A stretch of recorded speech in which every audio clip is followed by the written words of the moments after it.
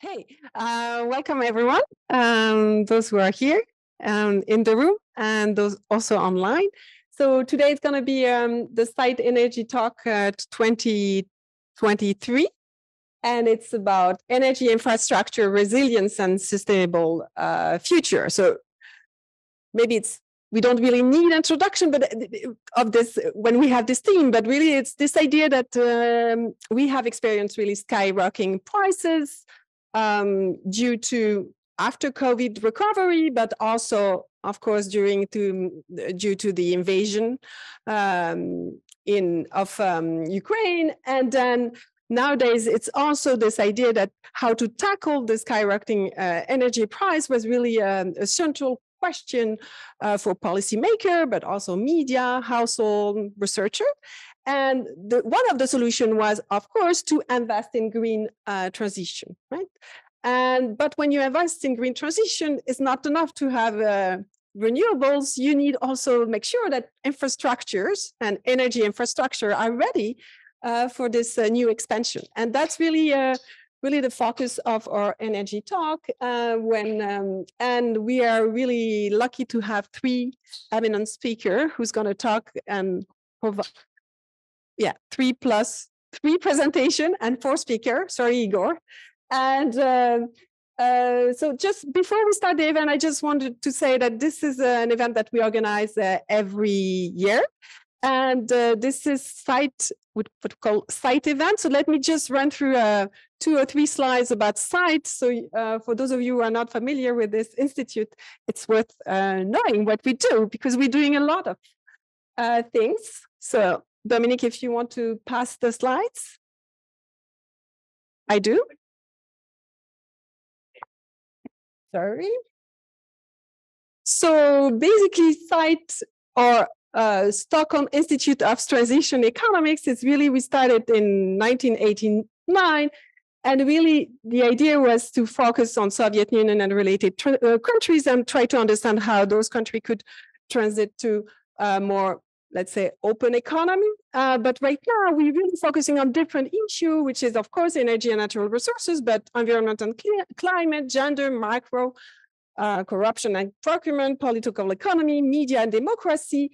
And we do that in a different constellation. So we, of course, are all researchers and doing this with focusing on research, but we also hold policy seminar, writing reports, and do some presentation for policy for companies. Right, so if you want to learn more about sites, you can scan. And what I wanted to also say is that we belong to a network with what we call the Free Network. And this network is a joint initiative by different institutes in the region, in the Eastern Europe. And again, we are publishing policy brief on different topics, gender economics, environmental and energy economics. And actually, Elena is the editor. If you want to sign up and receive the news of what's going on the policy brief, please do so. And finally, I wanted to mention that some at site were part of this initiative that we that created a Swedish nonprofit organization that's called Friends of KSE. And but the idea here is really to support academics and students who would link to Ukraine, which is really important if we want to keep up the civil society up to speed, right? And so please, if you want, you can donate, and again, you can scan. So this is about site and what we do, but let's go back to our energy talk with the first speaker, which is Ewa Lazarczyk. So please, Ewa, join me, who is associate professor at Reykjavik University and also affiliated researcher at Luleå University.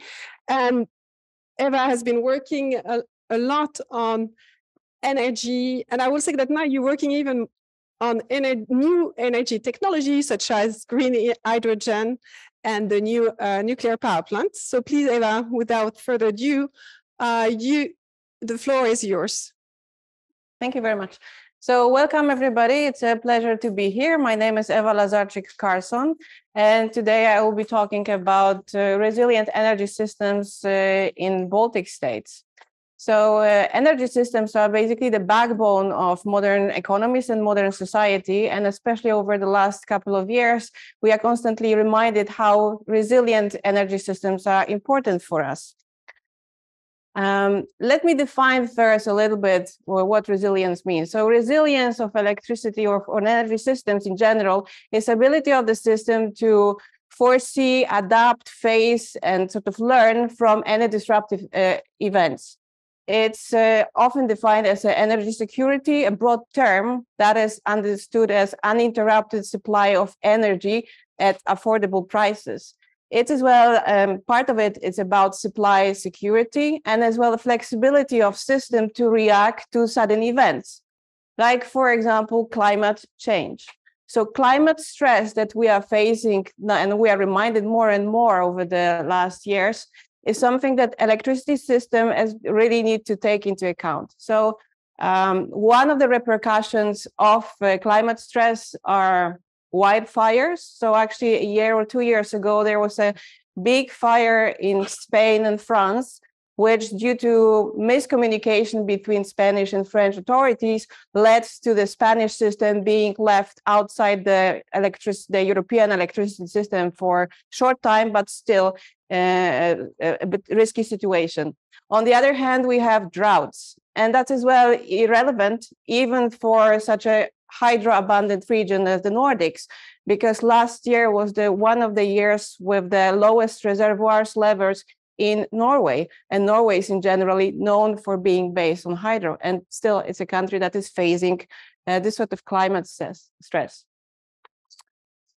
We want at the same time to decarbonize our electricity systems, and one way of doing that is to introduce renewable power, as Chloe mentioned.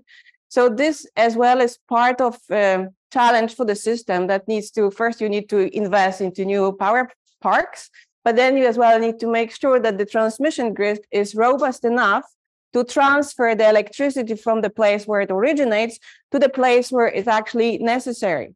The other part of the investment is investment into storage.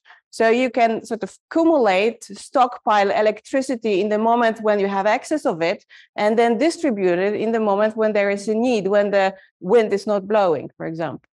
Yet another thing is technology that is helping, like a backup technology. So basically, technology that is able to react very quickly to changes in electricity production. So another challenge for the resilience of the energy system. So what I want to focus about, I want to talk about this resilience of the system in the context of the Baltic countries, because not only they are facing, like the rest of Europe, the climate change and the green transformation challenges, but they have as well some other additional challenges due to their geographical situation. So the Baltic states, let's see whether this, well, the Baltic states is, well, Lithuania, Latvia, and Estonia, and all three countries are net importers of electricity, which means that by themselves, they are not able to meet their demand, and they need to import electricity from the region. They are very well, so they are part of the European electricity market, and they are part of one of the oldest regional electricity markets, Nord Pool. They have connection with Finland with two cables, Estonia and Finland. They have a connection with Sweden. They have as well connection with Poland. So they are net importers, as I said, but this hasn't always been so. So until 2009, Lithuania was operating a nuclear power plant, Ignalina, that was shut down. The second reactor was shut down in 2009. Before, at its peak, it could provide up to 88% of electricity to satisfy the local demand, and Lithuania was exporting lots of the resource. But because the reactor was of old type, it was the type of the infamous Chernobyl type, and it didn't have containment chambers. It basically, due to the during the accession to EU, that was one of the sort of obstacles. They had basically to shut down that reactor, which they did. From that on, they are importing. Estonia as well was exporting a bit of their electricity. They are heavily fossil fuel based, and they have been operating lots of oil, especially oil technology, which has been shut down. So from 2019 until 2019, yes, they've been as well exporting, but this type of technology is very polluting. So they are slowly phasing it out, and basically they want to, the phase out process will continue until 2030. But it as well means that the region is heavily relying on the imports. On top of that, they are a part of another network. They are physically connected with Russia and Belarus in a network that is called the BREL network. BREL stands for Belarus, Russia, Estonia, Latvia, and Lithuania. And this is a physical grid that is controlled by Moscow, and it provides grid stability. So within that region in Europe, we have 3 synchronous areas. So a synchronous area is basically a way for electricity system to work together and sort of provide backup, and provide that we actually have the frequency of the electricity is not changed and that the system is working. There are 3, as I said. So one is the continental European system, to which the closest border is through Poland. Then the Nordics have their own synchronous system, and then Baltics are still part of the Russian system.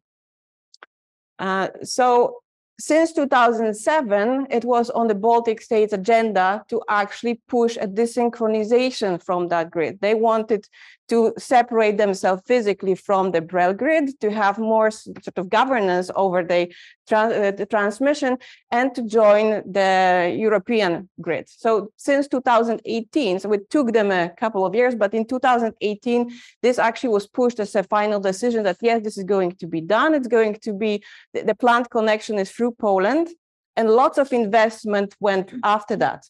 So the interesting part is that because they were part of this BREL, so basically it's this blue line that you can see, they didn't have enough connections within the Baltics. So now there's lots of investment going continuously into strengthening their internal grid and basically making it possible to connect to another system. Another interesting issue on this Belarusian and Russian versus Baltics the size of the story is the Ostrovets nuclear power plant issue. So Ostrovets nuclear power plant has started to operate in November 2020, and amid all the process from Lithuania. It's basically situated around 20 kilometers from Lithuanian border, almost at the outskirts of Vilnius, the capital of Lithuania. And well, the country and the people were really not happy to have a nuclear power plant there. But it has started nevertheless in November 2020. It is well peculiar because from the perspective of Belarus, this location is suboptimal for Belarusian needs. So it's far from the industry or for like a bigger demand places. But on the other hand, it's perfect if you want to trade that electricity. And this is base load. So this is rather cheap electricity in large quantities. And connection with the Baltics would give Belarus and Russia, because it's a sort of joint project, a possibility to export that electricity through the Baltics to the Nordics or to the continental Europe. So this hasn't exactly happened because Lithuania, well, they were very upset about the location of the power plant, and they started to limit commercial flows from Belarus. But because they are part of the physical grid, they cannot really just stop it. That's the thing. So the electricity is still floating in large amounts. It's just that it's not commercially traded. By the way, this desynchronization process is still ongoing, and the full desynchronization is foreseen for 2025 or maybe 2024. So there is still some time ahead. Because of that as well, it's the potential threat for the system is what would happen if Russia would decide to desynchronize first, so disconnect the Baltics from the grid. It potentially could happen, and then the problem is it could The result of that could be a blackout because the countries cannot stay too long in an island mode. They need to be connected with something. The good side of that is that Ukraine last year had a similar experience. They were as well planning to desynchronize from the Russian grid and to connect through Poland.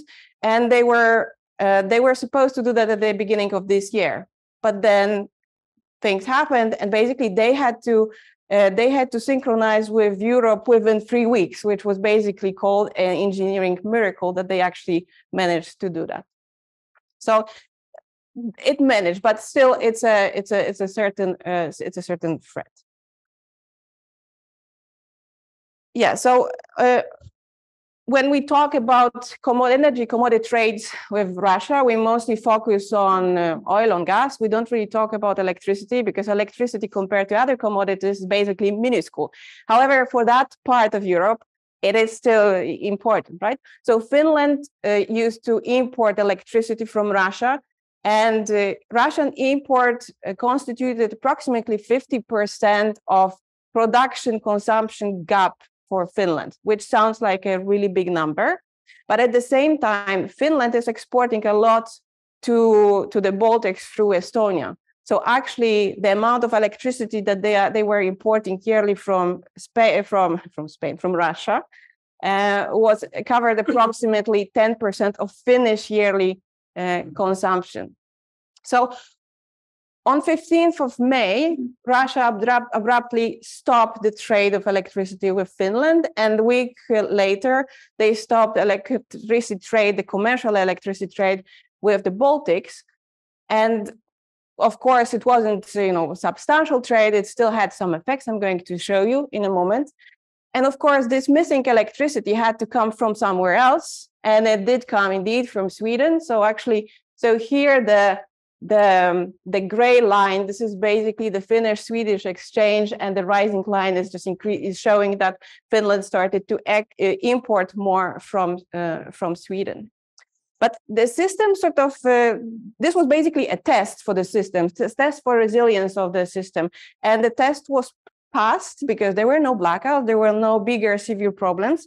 However, it still had some repercussions. So because the electricity had to come from somewhere, and it did come from Finland and from Sweden, what we could observe is the increased volatility of prices. So what you see here, so Sweden has Finland has one zonal price. Sweden is divided into 4 different pricing areas. That's why you have 4 graphs. But basically what you can see just eyeballing the graphs is that suddenly after the red line, the 15th of May, the volatility is increasing. For the Baltics, the effect wasn't the same. We didn't really observe such an increase in volatility. However, we had some extreme events because for 2 consecutive hours in August last year, the price reached the Nord Pool cap of 4,000 euros.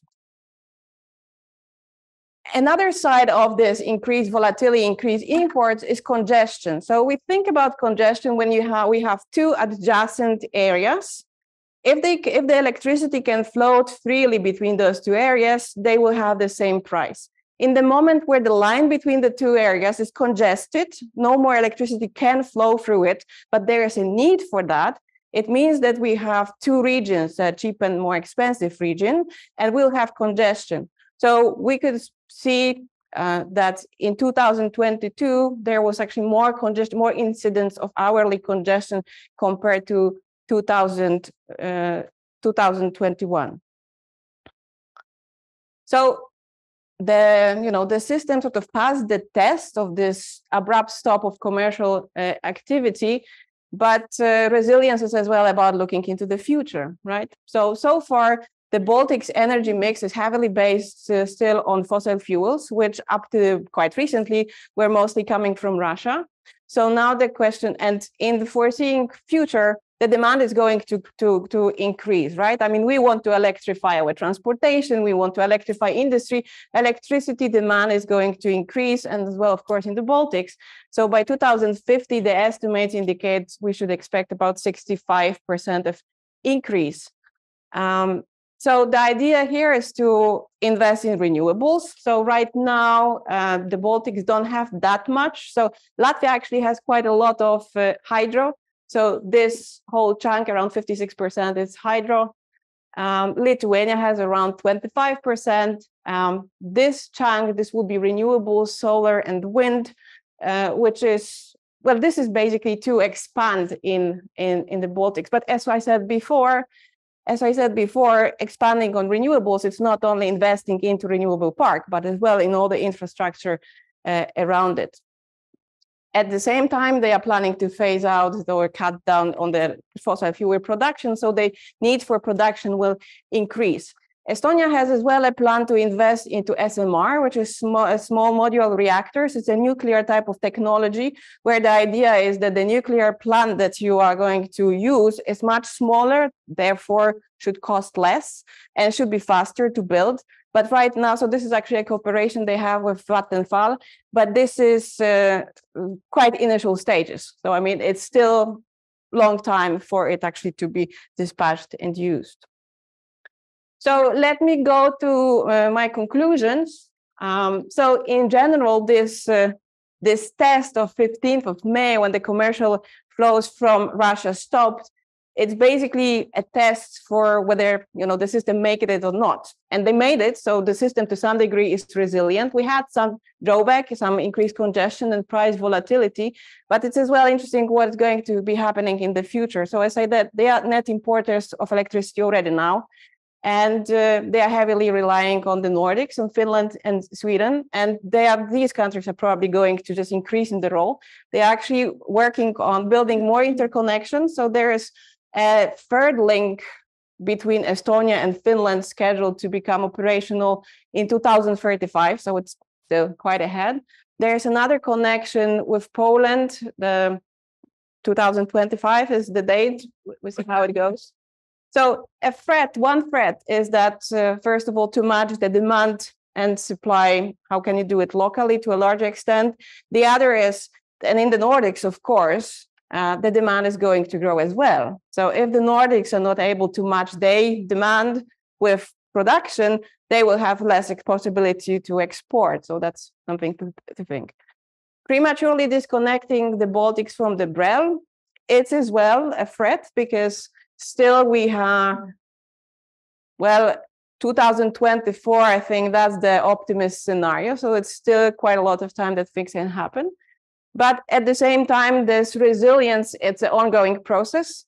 And so far the test has been passed, and we just need to look into the future. So if you would like to learn some more details, we have recently published, me and Chloe Lecoq here, a report where you can get hold of more details on this. Thank you very much. Infrastructure. So before the war began, the energy sector played a very important role in the Ukrainian economic growth and helped with modernize the economy. However, since the full-scale Russian aggression began, the energy infrastructure of Ukraine been intentionally destroyed. The first targets were facilities for refining and storing oils and petroleum products, which was aimed to stop the functioning of logistics, including the military ones. But after the number of attacks, Russia put their intention on our energy sector to electricity. And so the first missiles attacks began on the October 2022, before the winter, of course. So, and in total, since the February 24th, Russia has attacked the energy infrastructure of Ukraine with over 1,400 missiles and drones. According to the Ministry of Energy of Ukraine, about 50% of energy infrastructure has been damaged by the shelling. By the end of February this year, nearly 5 gigawatts of generating capacities were unavailable due to destruction, according to nearly 1/3 of the peak demand. And around 16 gigawatts have been occupied since February 2022. The damages to Ukraine's energy infrastructure by April 2023, so it's the last hour figures we have, estimated to be $8.3 billion. And to give you a big picture is the total amount of damages are right now estimated as $155 billion. So some words about methodology, how we made our assessment. So we use direct and indirect methods. We use information from the Ministry of Energy of Ukraine, as well as from information from open resources and information from the energy companies from Ukraine who provide us primary information. Assessment of damages for large sites was based on information from open sources, owners, and managers of the companies. So a little bit detail about the damages. So the productions and transmissions of electricity had suffered the most from the Russian aggression, with an estimated total damage cost of almost $6.7 billion. According to the public statements, since the beginning of the invasion, all thermal power plants, hydroelectric power plants, and 13 combined heat and power plants under Ukraine's control have been attacked. A significant portion of the damages is due to large electricity generation facilities. As a result of one of the recent mass shelling incidents, 9 blocks of thermal power plants were damaged. At least one of them was completely destroyed to a direct hit by a missile. Overall, we estimate current damages in thermal power generation at $2.4 billion for thermal power plants and more than $3 million for combined heat and power plants. The damages to hydroelectric power station and hydroelectric power plants are currently estimated at almost $5 million.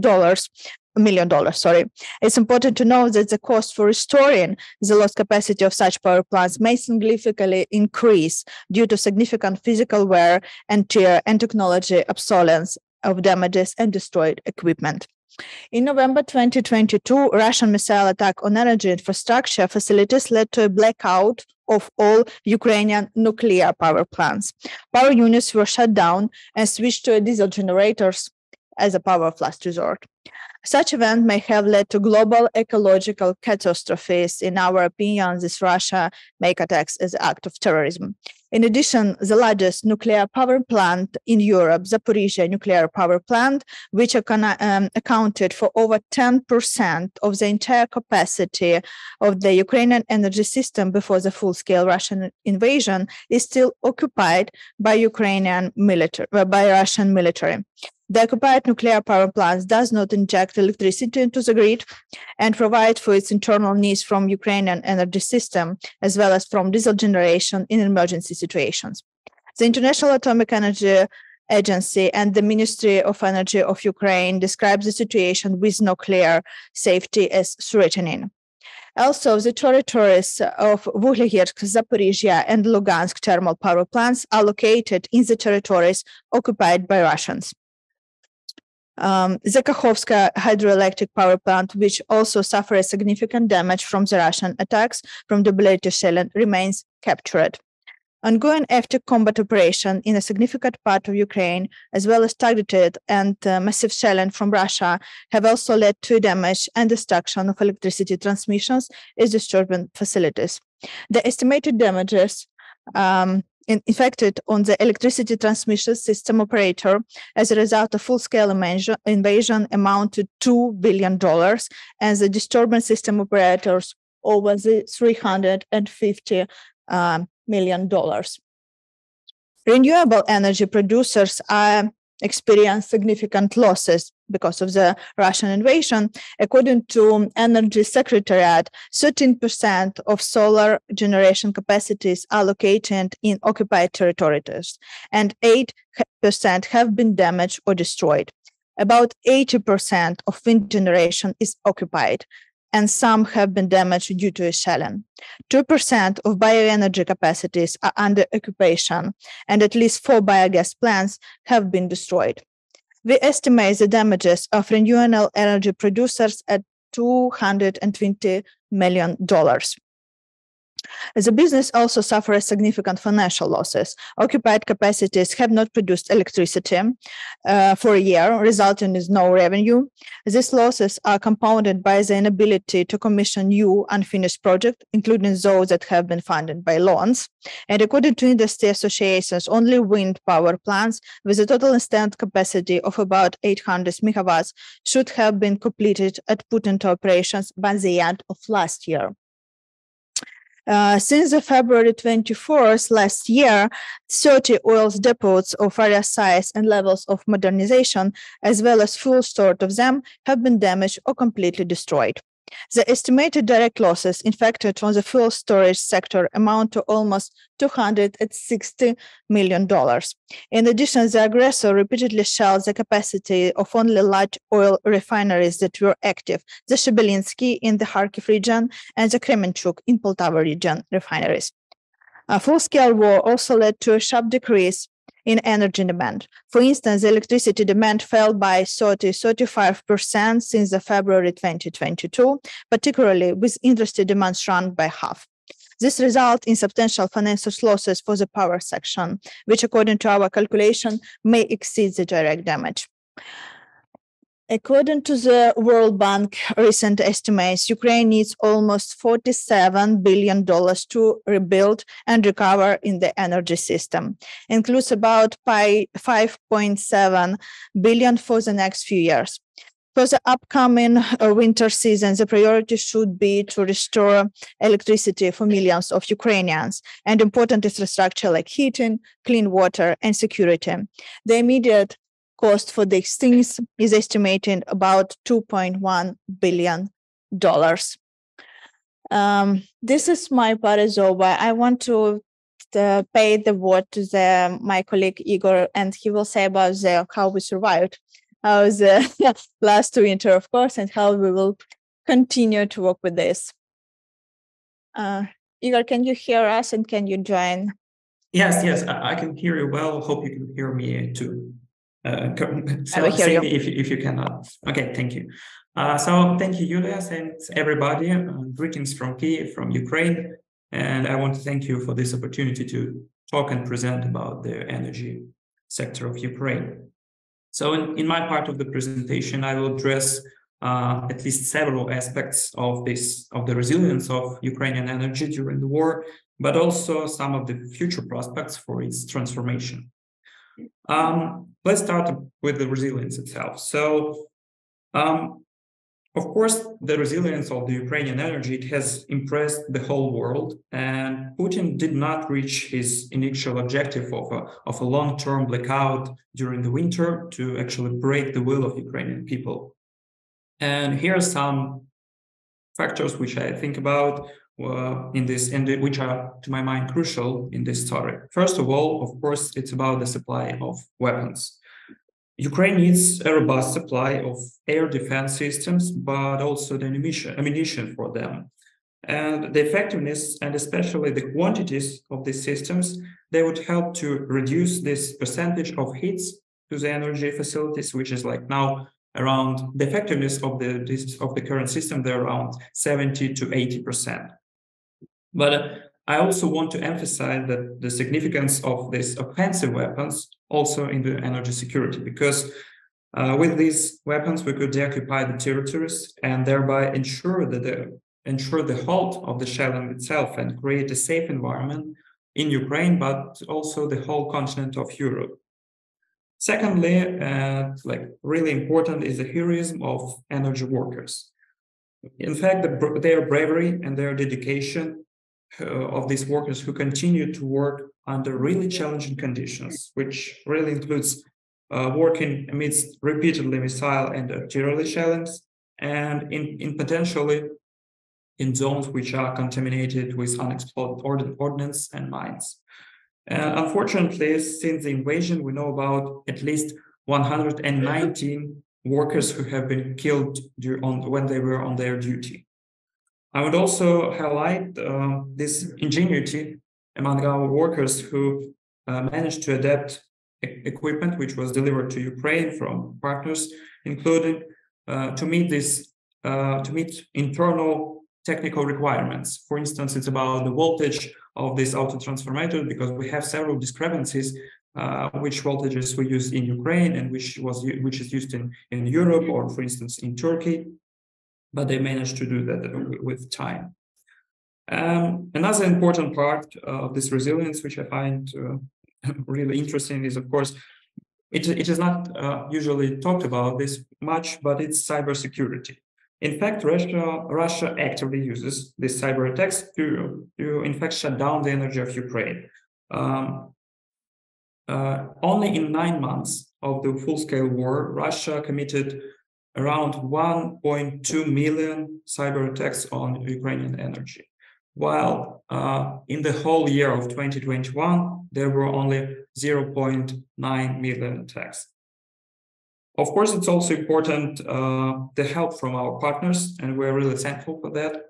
Many of our partners supported the energy of Ukraine with credit funds, with power generators, auto transformers, modular boiler houses, and actually many other equipment.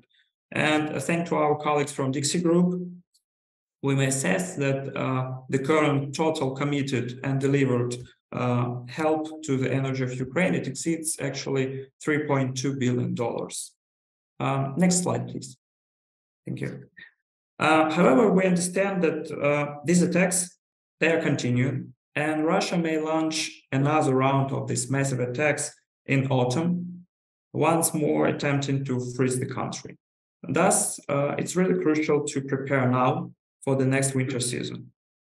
Some of the key priorities which could help us to be ready for this winter, they include the following factors. First of all, it's again about liberating the territories occupied by Russians, and thus regaining the energy infrastructure and power capacities, including. As it was mentioned already by Yulia, nearly 16 gigawatts of installed capacities of our power plants, they remain captured, which is exactly this 16 gigawatts. It's about the peak demand during February 2023. It's also, of course, crucial to reconstruct the damaged facilities as soon as possible. Otherwise, these systematic rolling outages, which we experienced this winter, they're almost inevitable again next winter. As of the end of February, it was publicly stated that still around 5 gigawatts are still damaged. And of course, it also concerns not only this electricity generating capacities, but also the transmission and distribution infrastructure. And it's not only about this equipment, but it's also about the sources, the fuel. Despite this decrease in natural gas consumption by like more than 30%, Ukraine still needs to import it. And we yet do not know when the transition of the Russian gas via the Ukrainian infrastructure will be stopped. Maybe next year, maybe even this year. It's hard to predict actually.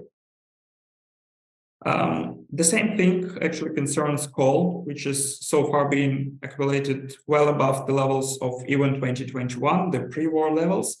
But still, these stocks, they're crucial for the work of our coal thermal power plants, which cover around at least a quarter of the total demand.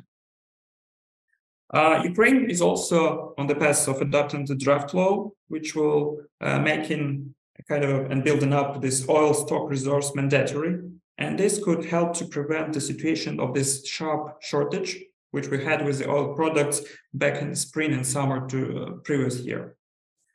Another thing is, which is now being really actively discussed, is this decentralization of the grid, thus bringing the consumers as close to the power supply as possible. Well, in practice, this means to promote actually the installation of these small solar panels, preferably with the energy storages, among households and especially critical public sector. This includes like hospitals, maternity houses, schools, kindergartens, and orphanages. For instance, in 2022, the Ukrainian households already had an installed capacity of small solar power plants of nearly 1.2 gigawatts in nearly 50,000 households. But also to overcome these possible outages even during this summer, due to the scheduled repairs of our nuclear power plants, Ukraine has to import electricity from neighboring EU partners.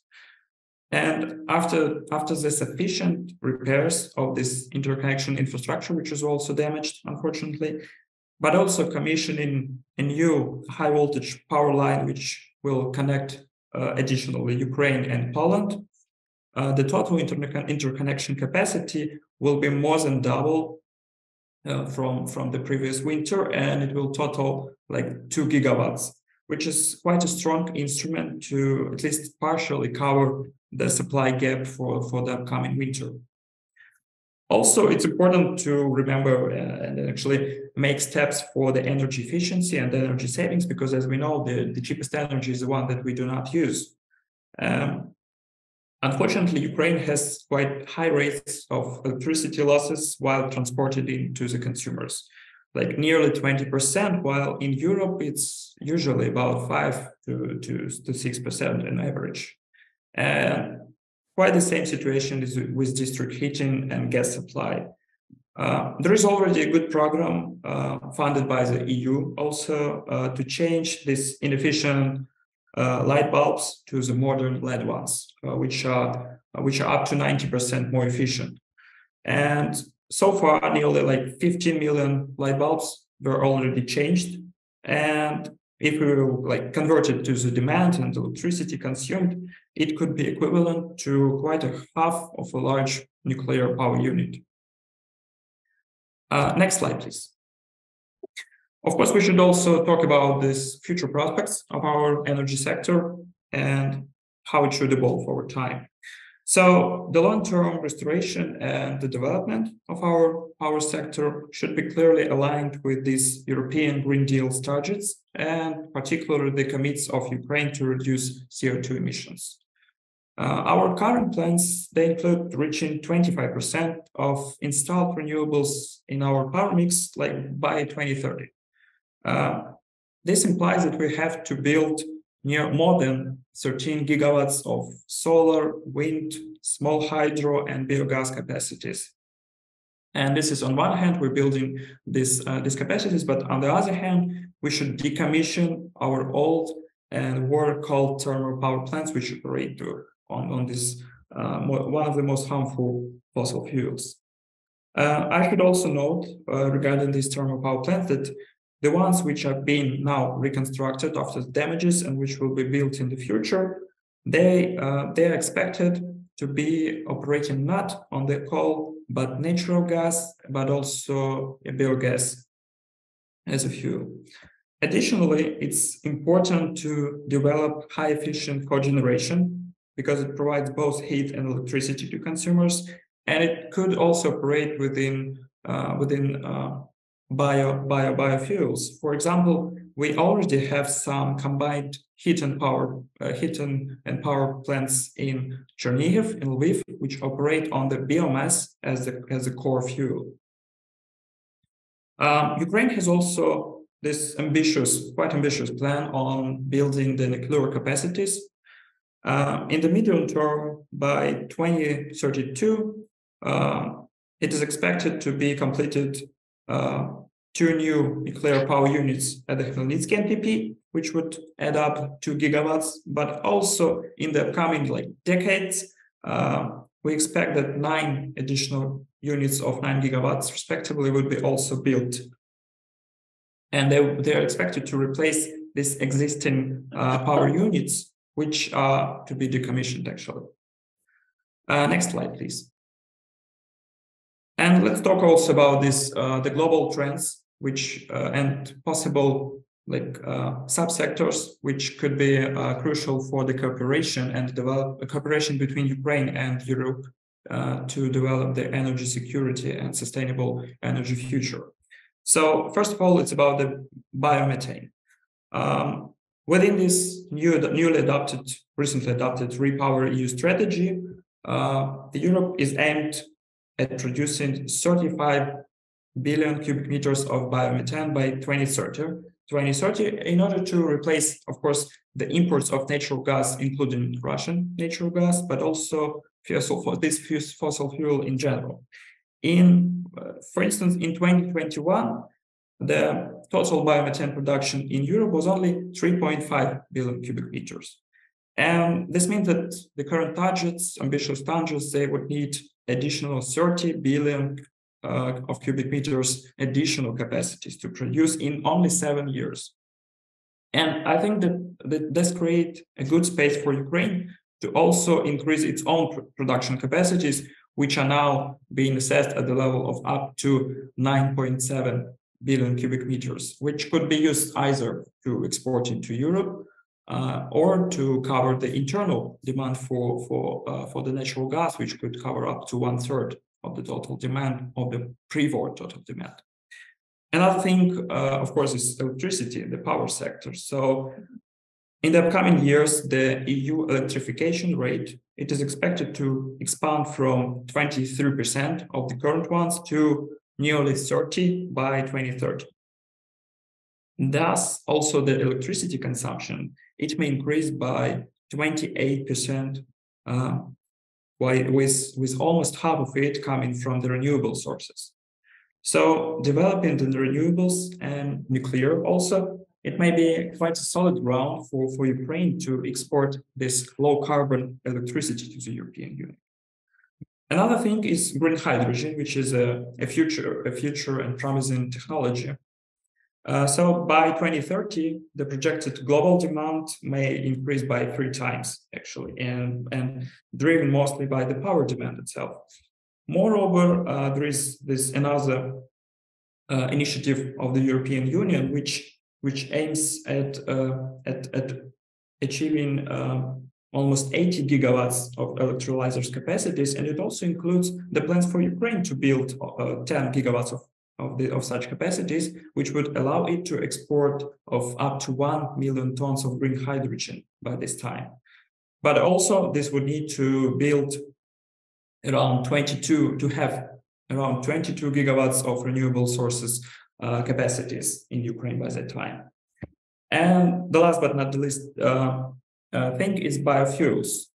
Also, there are scenarios and targets of the European Union which include a target of 14% of renewable energy in transport and at least 3.5% share of the advanced biofuels.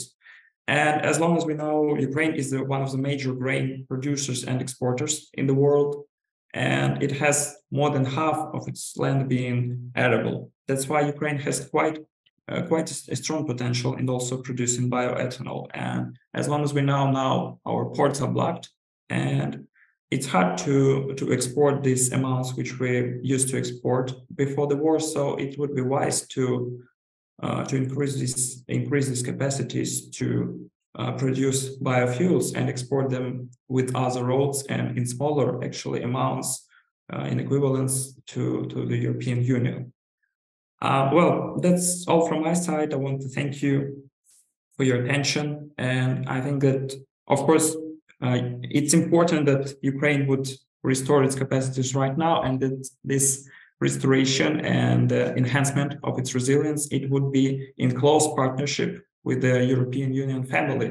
And thus Ukraine will become an integral part of it. Thank you. Thank you very much, Yulia and Igor. Yeah, special thanks, Igor, for being online from Kiev. And our third speaker is Michael Toll, who is senior advisor at Rumble Management Consulting and director and member of the board of governors at the Oxford Institute for Energy Studies. And Michael has, can I say 20 years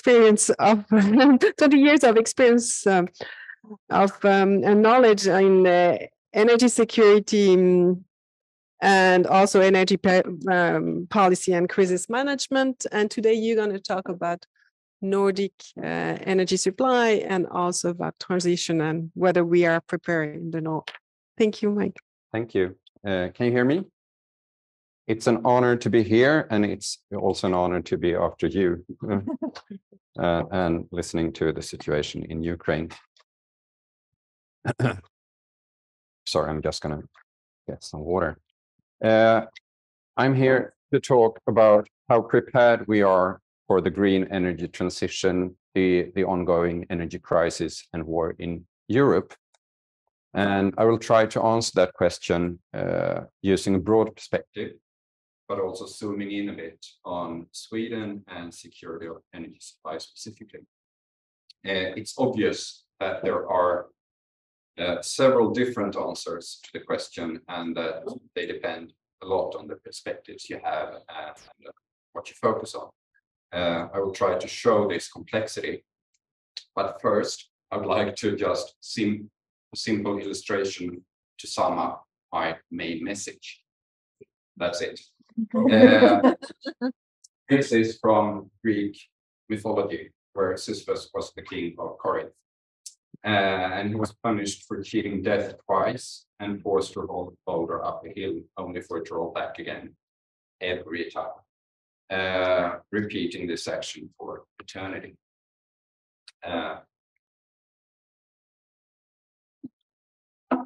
And what has this got to do with energy security?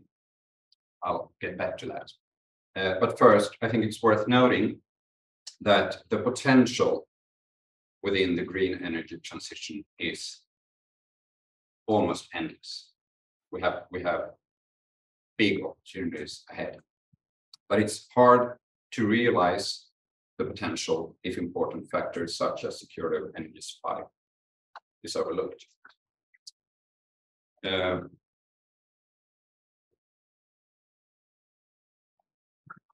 Working. Thank you. Perfect. The transformation of our energy systems in the long-term deteriorating security policy environment are major parallel social reforms that affect each other and take place at the same time. The energy crisis we have lived through this last winter and can expect to live through much longer have been long in the making. More on that later. One important concept that helps understanding the challenges facing the energy system development is the energy trilemma, shown on this picture. And that is the need to balance the different social needs or social goals of environmental sustainability, energy security, and energy equity. Today, I'm going to focus mostly on the security of energy supply perspective of this. But what is security of energy supply and how can we achieve it? There is not one set definition. It's usually synonymous with infrastructure or supplies, but I think it's an oversimplified view.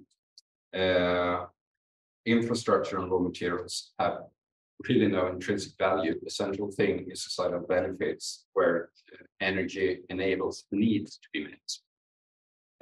So I usually think that it's helpful to consider a lot of several important principles to achieve supply. And some of those principles are, first of all, well-functioning markets. And that's more or less the most important thing. Well-functioning markets where you have clear roles, responsibilities, and incentives, where balance between collective needs and individual needs are met on a sound cost-benefit analysis. And within those markets, define functional requirements on infrastructure and on supply, and also prepare crisis management mechanisms that first of all strengthen the market and as a last resort replace market function. And of course, during hybrid attacks, and we've seen the war in Ukraine, private energy companies in Sweden faces state actors from Russia or other countries. And this is a very uneven balance of power, and the need for support from the Swedish government to private companies is therefore increasing. If we focus a bit on Sweden, as an example, to analyze our situation, we need to look at both the short-term and the long-term trends influencing our energy systems and energy needs.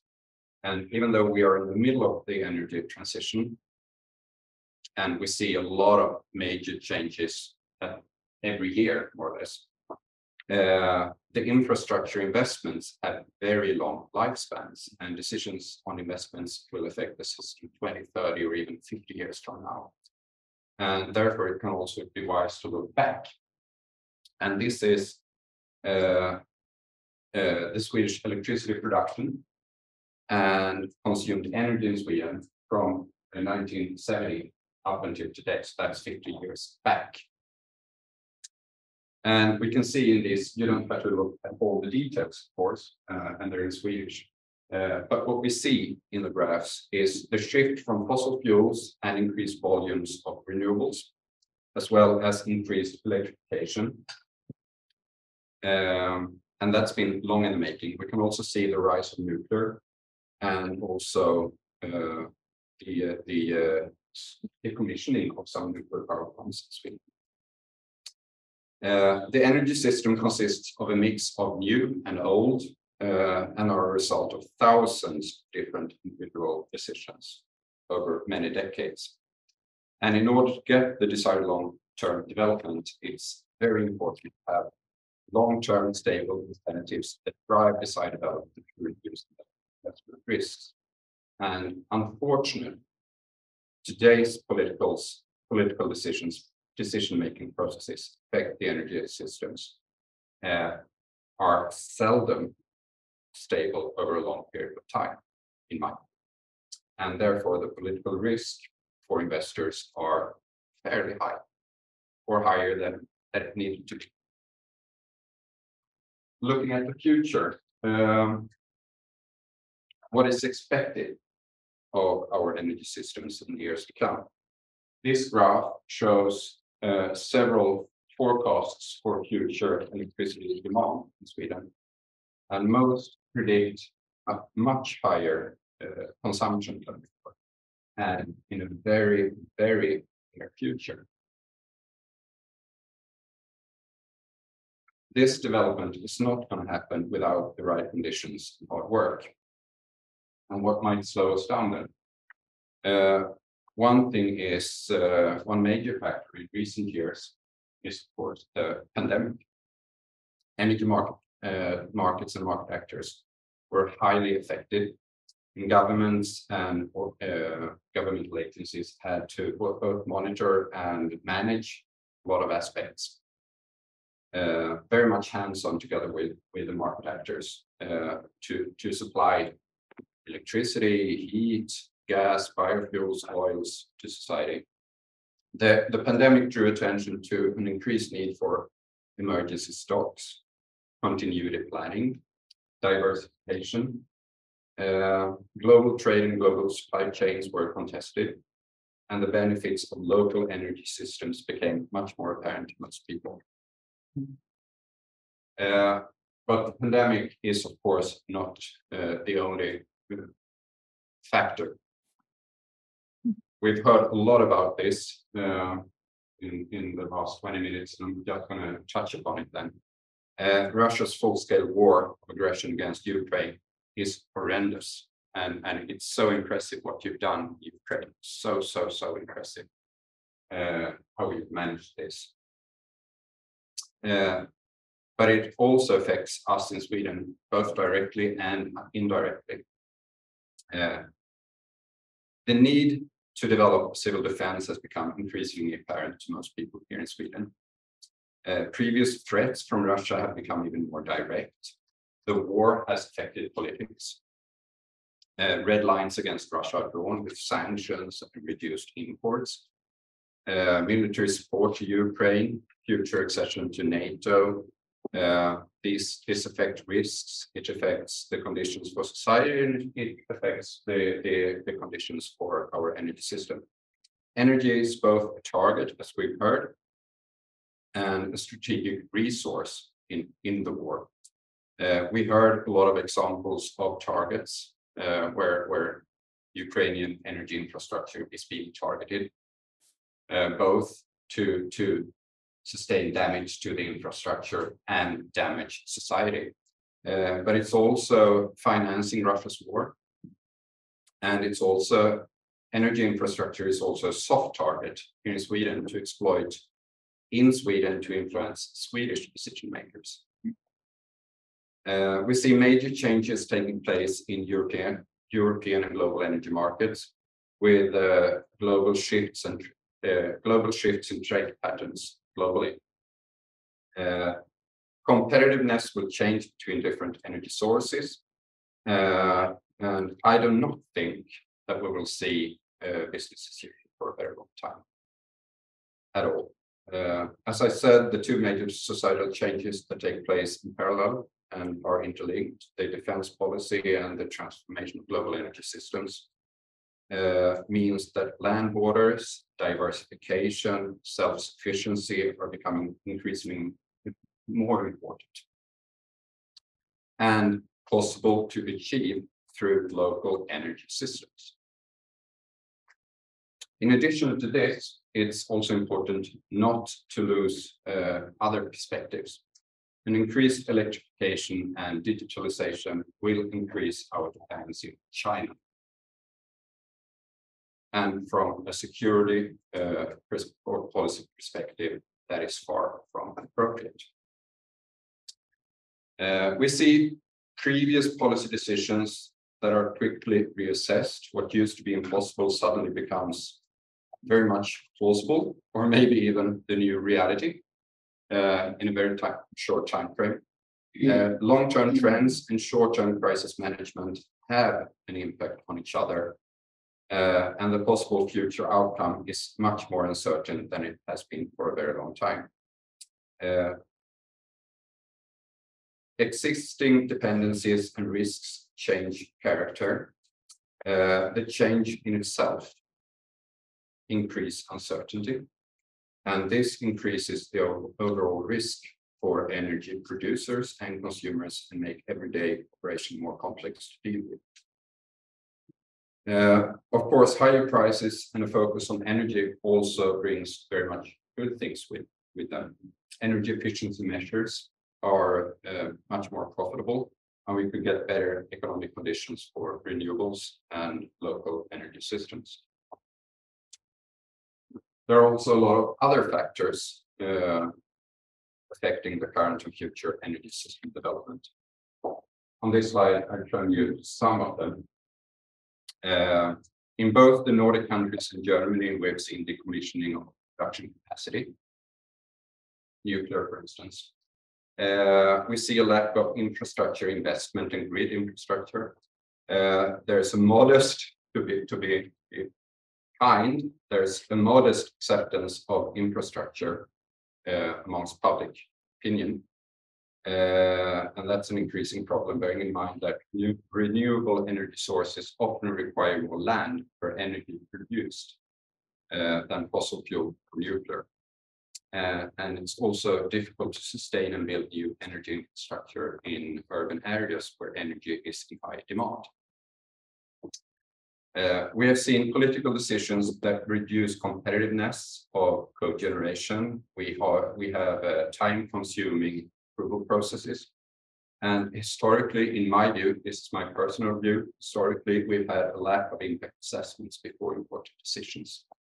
And a lack of balance in this important energy trilemma where you focus on one aspect rather than the three of them.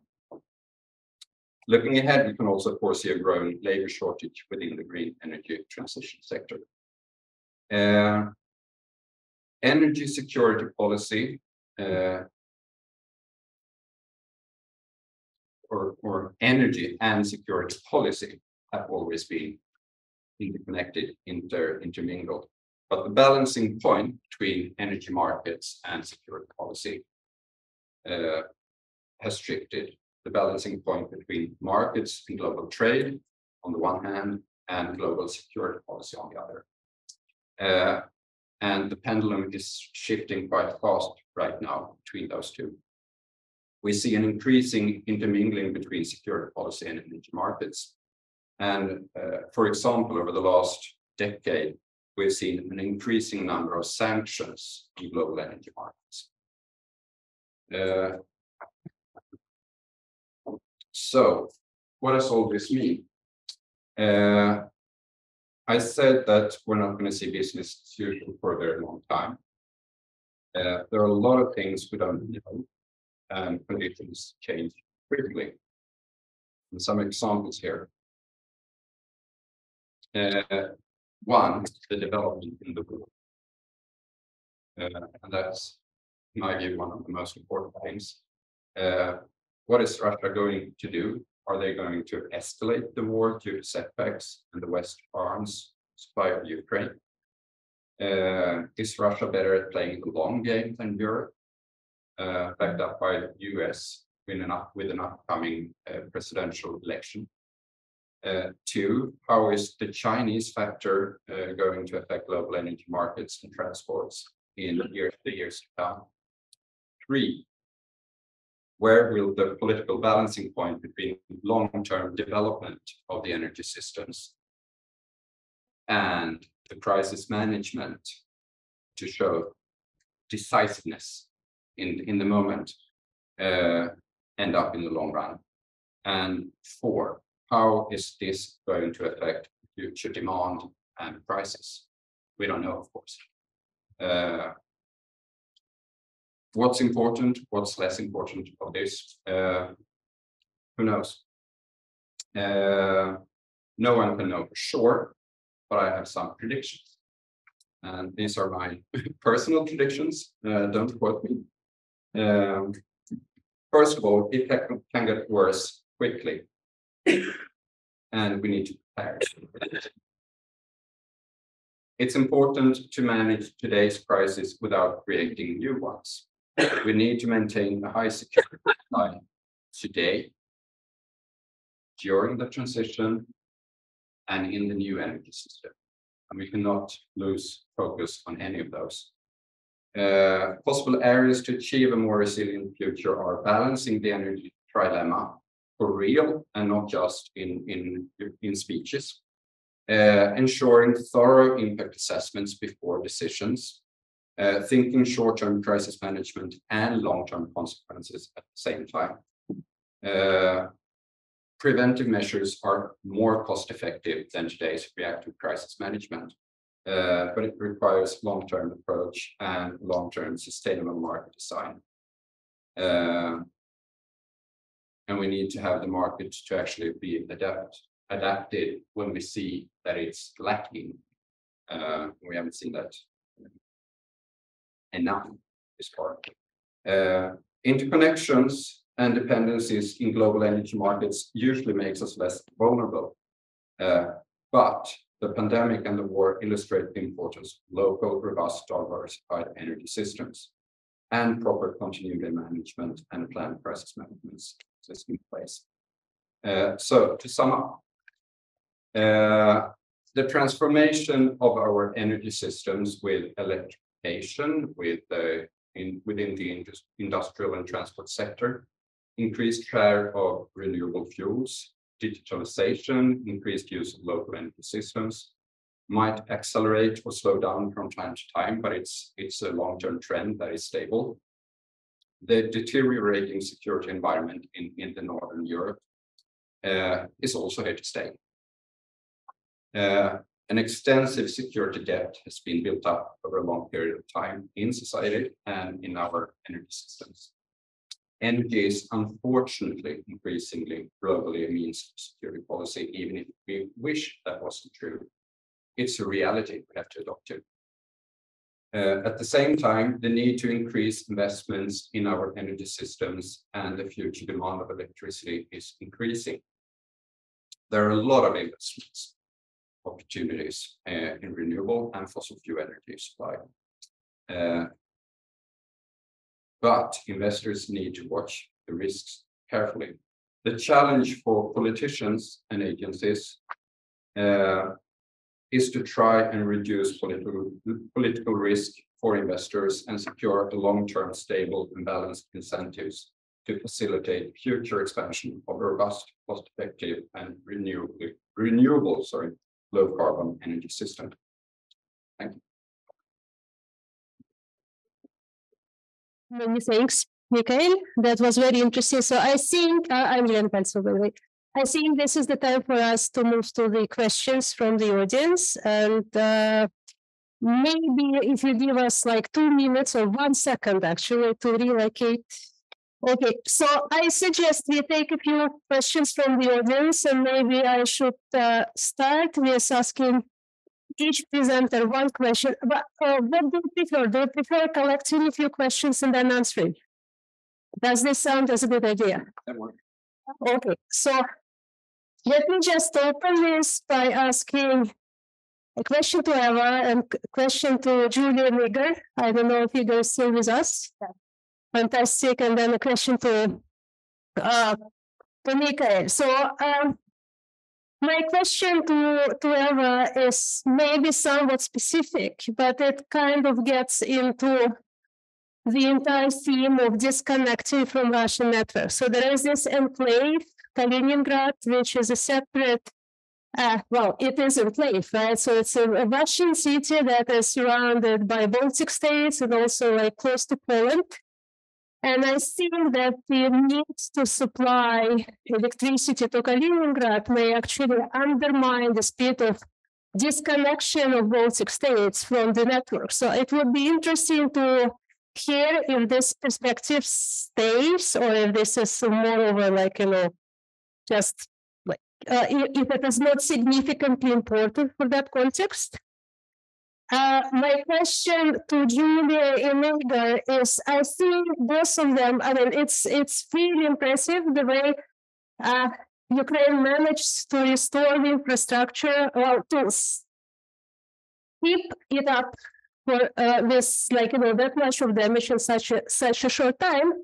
But I think you touched upon this during the presentation, but I would like to know more about the short-term objectives of delivering electricity and heat to population. How can they be met together with the longer-term green perspective that Igor has focused upon? I think it's a very challenging task, and there should be some priorities in the way. So if you can comment slightly more on this, it would be also very interesting.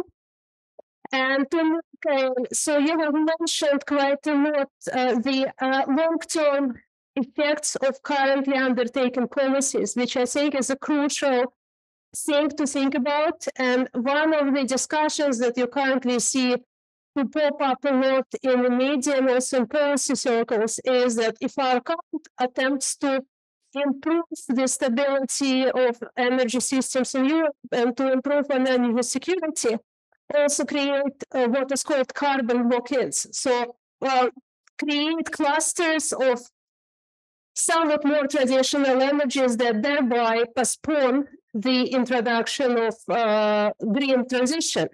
So to give you an idea, for example, Germany has built 2 or 3 LNG regasification plants in the last year. Does this postpone the uptake of greener technologies just because those plants need to be profitable in the end? So I would like to see if this carbon lock-in perspective is applicable to which extent it's applicable in Nordics, and what do you think, if this is a problem really, and if it is there a way to, what is the best way to think about it? Shall I continue by taking questions from, like, let's say we take 4 or 5 questions from the audience, if there are any.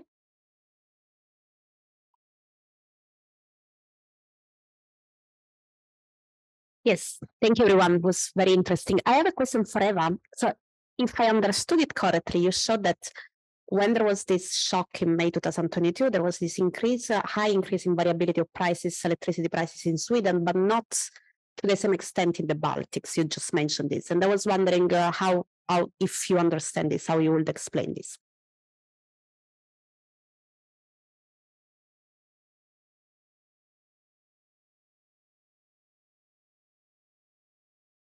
Thanks. So maybe a hard question to respond to, and maybe too broad in general, but I'm just thinking about the relationship between the energy transition and energy security. If we manage a successful energy transition, does that make our energy system more or less secure or more resilient against shocks such as pandemics, such as geopolitical tensions and so on?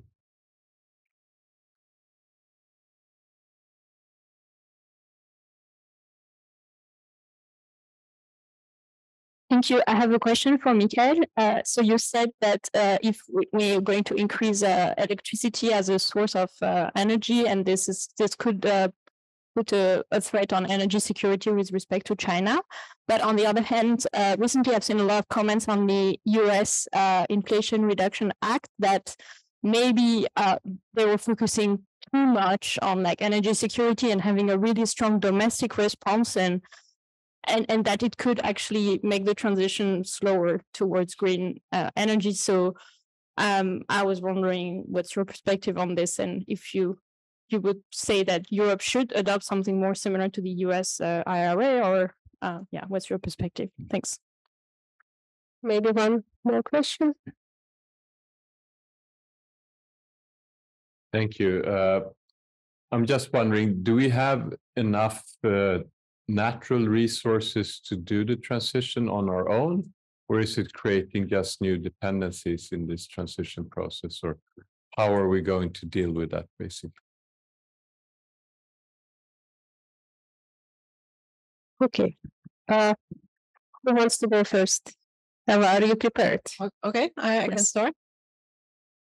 So first, you asked about Kaliningrad issue, and so this is actually that's actually an interesting case, because knowing that Baltics plan to disconnect from the Brel network, there was of course the case what's going to happen with Kaliningrad, as this is, as Elena said, an enclave that is far from territorial Russia. So at that point, where this sort of came to interest, there were three strategies for Kaliningrad. So first strategy, it was to operate as an island mode. So basically be able to build the capacity as much that they can operate completely by themselves. That was one option that according to some calculations was supposed to be the most expensive option. The other option was to disconnect, to join the Baltics and basically to be synchronized with them, with Europe. That was thought to be the most economically wise option, but due to political reasons, it wasn't extremely popular, as to say. The third option was to disconnect from the Baltics, so to let them to connect to Europe, and then build a transmission line from Kaliningrad over Lithuania to Belarus, basically to be able to connect, actually to have this connection with Belarus and with Russia. And of course, that's as well expensive, and as well for political reasons, but other reasons, it as well wasn't very popular. So the option that they went for was to invest heavily in Kaliningrad. And Kaliningrad for some time was importing lots of electricity. Now it's actually exporting quite a bit of that. They invested in gas power plants. So whether the threat of Kaliningrad, what does it make it to the sort of the threat of detaching Baltics prematurely? It's a little bit difficult to say, because Russia had time to prepare for that. So they both strengthened their own grid and the grid in Kaliningrad. And Kaliningrad went, I think, through 2 tests of operation in island mode. So basically to see whether they are able to support themselves, which were considered to be the successful. Third one was scheduled for last year. And at least the scheduled one has been postponed. So I'm not actually sure whether they went through it eventually last year. So it's a little bit unclear. It's not entirely clear, I think, to me, at least at this moment, whether Kaliningrad can really operate, because operating in the island mode for 72 hours, it's a completely different situation than being just continuously disconnected from any external supplies. So I think that would be my answer. Should I just go for with the other question, or should we? I suggest you just answer the question from Pamela, and then we continue. So then there was a question about volatility. So the thing is that, for example, around when Ostrovets started to operate in 2020, the Baltic started basically to try to limit their exposure to commercial flows from Russia. That means that they were already limiting that. At the same time, they were importing from Finland and from Sweden, which meant that when they were cut off from Russian commercial trades, it wasn't such a big hit for them, because already they were restraining that trade previously. However, because the missing electricity sort of needs to come from somewhere, unless we are going to have a blackout, so that was taken as the imports from Sweden and from Finland. And that's why we see the congestion and volatility affecting those countries rather than the Baltics. Thank you. Many thanks. Julia, are you going to be speaking on behalf of both of you, or is Ida joining? I think he was with us, so I will take my words and then pass it to him. So about Ukrainian emergency situation. So it's like it was a very big deal actually, and we have a huge efforts to make everything works. And right now we think about our independence on the energy security and energy programs. We have right now the state Ukrainian program to make some specific energy infrastructure such as schools, medicines, and other places that need to provide electricity ongoing. So no disruption as it could be because it costs lives or something like this. So right now we are working on the program to make all of these critical things to work independently using some small generators or any other things because the new winter is coming. So that's why it's a big deal right now. And we cannot just pass this winter as the previous one because it cost also the lives, because as Igor said, it was more than 100 workers who died until they tried to recover our energy system. And so I think I also want to add something about the priorities for the next year. Igor, do you hear me? Yeah, I can hear you well. So what I want to add actually, so we could divide this question of the priorities on two sides. The first one is a supply side, yeah. So what could we do to provide all people, all consumers with the basic needs actually, with electricity, with heat supply, yeah. So we could, on one hand, we could liberate the territories, yeah. So that many more capacities would be available to produce and to flow the electricity around the country. Yeah. So, for instance, the Zaporizhzhia power plant, nuclear power plant, is still occupied. It's 6 gigawatts of capacity. That's a huge number for Ukraine. It was like around 10% of our total installed capacities in Ukraine. 10% for the whole country. That's a lot. Another thing, we should also restore the damaged capacities as soon as possible, because the more you restore, the more you will have for the winter, clearly, and the lower would be the shortage. Next thing, also the supply side is about not only producing but transporting the electricity, and there is also a problem because a lot of auto transformers, substations, they were destructed several times even, and the really complicated side is that some of these equipments, they are really long to produce. It's not possible just to produce a high voltage, 750 kilowatt voltage transformer in just 1 month. It's impossible. And for these amounts that Ukraine currently needs, it becomes even more challenging. Another thing is that, of course, we have this Soviet infrastructure, and where you could find most of these spare parts and equipment. You may find it in Russia and Belarus, which is, of course, not an option for us. But on the other hand, there is this demand side, and what could we do with this regard? We could, of course, somehow reduce or rationalize the consumption. Of course, it takes time to reduce, to modernize infrastructure, to reduce these energy losses, for instance, like for electricity of 20% to the European level of like 5%. Yeah. But still, there are several easy steps to make with these fast results, like the program of changing the light bulbs to the LED ones, which could be the case of these fast solutions, which are to be applied. But still, I would also emphasize this need to modernize the infrastructure to cut the losses. Thank you. Many thanks, Igor and Julia, and now it's Mikhail. Thank you. Can you hear me? I got several questions and I have a short memory, and I'll try to answer them. They were very good. And if I fail, please tell me again the question. The first one was the current attempts to improve energy security, and is that going to slow down the energy transition? I'd say that most politicians want this to be 1 + 1 = 3 all the time.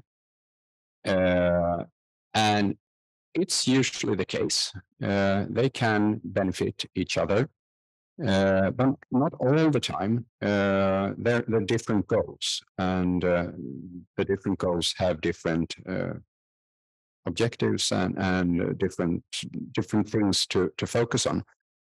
So yes, if we focus more on security of supply, of course, the other goals are going to be affected. Is that going to slow down the energy transition? I'm not sure. I don't think so. Because if you don't focus enough on prices or security of energy supply, the crisis is going to hit you hard.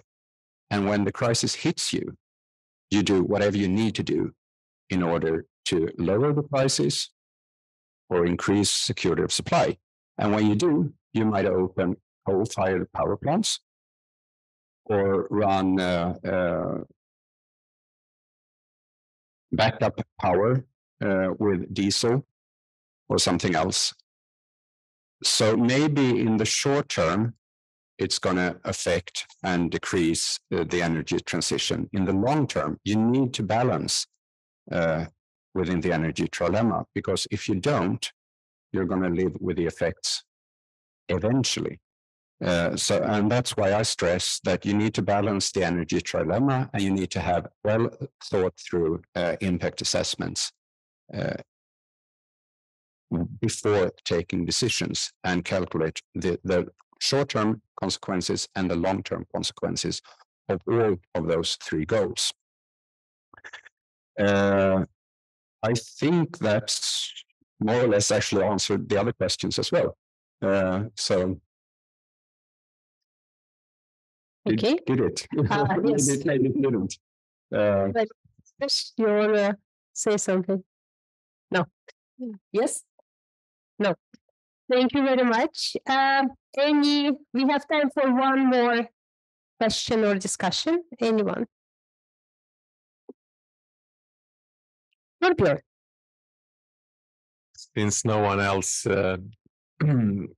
is on the top, I'm just thinking, now when we have seen what happened in Ukraine and we're thinking forward about our new energy systems, will they be more or less vulnerable to a war situation in terms of are systems going to be more or less concentrated? Are they going to be more or less independent so you can run them, island mode in smaller scale? Or, are we making ourselves safer in other dimensions or less safe, if you want? Thank you. And now I should remember your last question also. The natural resources. Yes and no. First of all, do we have natural resources to make this energy transition? Probably not. We're still going to be dependent on others. So we're building another energy system, and it's not necessarily better or worse than the one we have. We have to consider the new dependencies. We have to consider the new risks, because some risks are going to increase, and other risks that we live with today are going to decrease. And if we focus on the right risks before they actually evolve, we can make the new system a better system. If we don't focus on the risks, the new system is not going to be better than today when it comes to security of supply or dependencies or things like that. So we need to focus on what are the risks in the new system. We need to focus on what are the risks in this system, and what are the risks during the transition, and not lose focus on any of those aspects. Yes. If I could add on the answer as well. So if you think of the sort of the green system, when you think about renewables, well, wind and solar, I mean, this is sort of unlimited. Well, the limit is the land, how much land we want to use for actually putting mills or windmills or actually putting solar panels. And the idea as well is that, so intermittent power is sort of problematic for the system, as we know, but the big idea is that if we can spread it geographically, then we can actually smooth because if it's not blowing in one place, it's going to blow somewhere else. And if we have well enough connected electricity grid, we could basically benefit from all of that. But this requires lots of investment in a very, very strong grid. To some degree, this idea of resources that are available for everyone, so the wind and the solar, it means that other more typical, more conventional sources are not going to be so much contested. I mean, there will be no sort of division of them. You don't have to strategically play or have supply because you can just rely on what everyone has. So to some degree, it can decrease the conflicts, so to speak.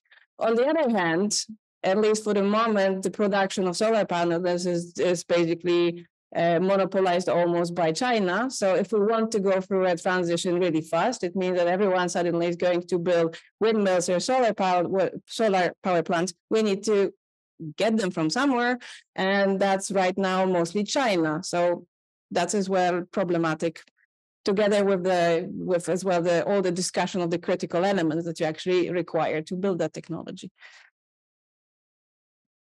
I agree. And also, even though you have a more distributed system, and in some aspects that's better, the devil is in the detail. And if all those distributed local solar panels, batteries have electronics on one site in China, for instance, all over Sweden, we have distributed energy systems locally at my home, but we have the same components in all of those systems. It's not going to get better. So it's the devil is in the detail, and you need to look at the details in order to say that this is a better system or a worse system. Okay.